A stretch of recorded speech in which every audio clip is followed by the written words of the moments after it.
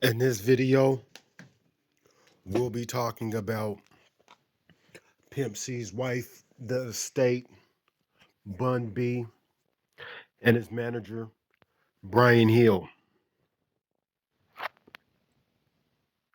Now, there's a lot of speculation out there about Pimp C's wife selling his jewelry, messing off his money, and not reaching back and looking out for his children.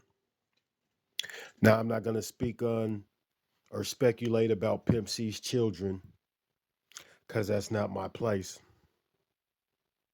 But I will speak on what the truth is. And the truth is, the things that they have been saying about his wife publicly are false, and it's messed up as a young black woman who is trying to process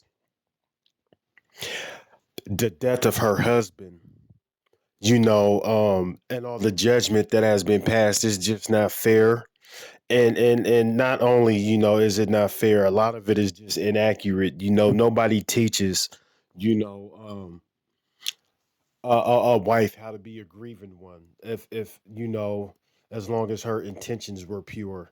And Pimp C was a very intelligent man, you know what I mean? And so I don't think he would have married somebody whose intentions weren't pure. So as far as her being removed as the administrator of the estate. All of that stuff is true, but to suggest and to misquote or even promote that, she's some type of gold digger, you know what I mean? That's just false. It's a false narrative. And, I just want to bring some justice, to Pimp C and his namesake. Now this is where things are going to take a turn. All of the speculation about Pimp C's death. This is what I'm gonna throw out there. You know, um, Before Pimp C died, he had a $7.2 million tax lien. You know, and $5 million of out of that seven was from a lawsuit from his former management. And where there's smoke, there's a fire. The manager's name is Brian, Bryon.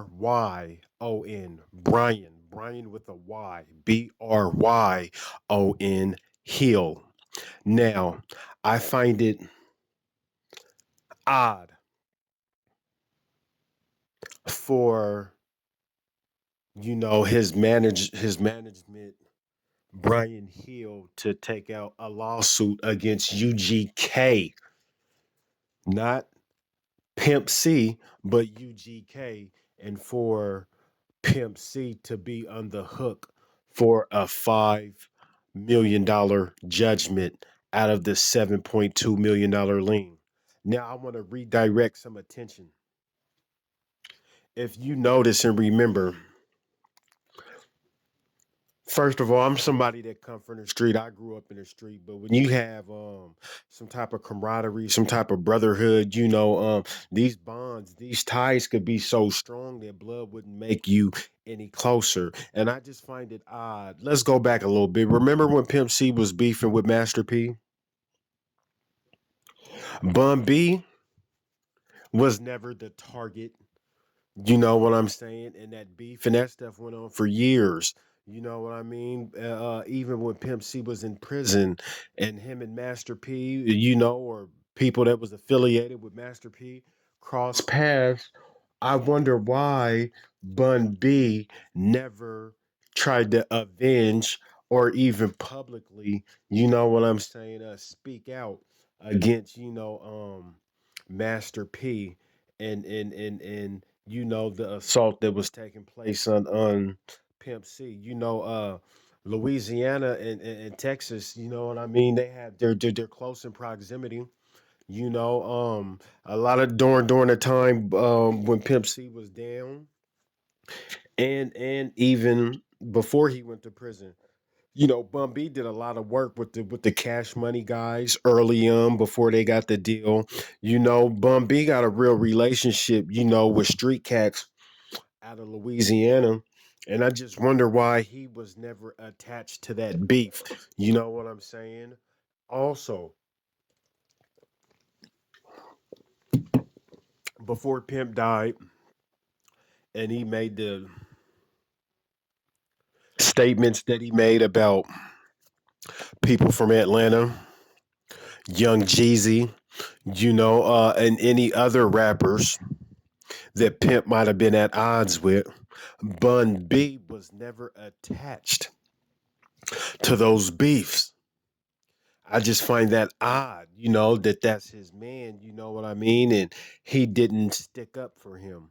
Also, when Pimp C was in prison, at the height of the Texas Houston Renaissance, when all the Texas rappers were getting on and getting their deals and don't mess with Texas, it was a real big movement. The Free Pimp C movement. There was even a Free Pimp C tour, Free Pimp C merchandise. Bun B, not only did he uh not give Pimp any money for his likeness and name, he also he also is stated, he never even came to see Pimp C. So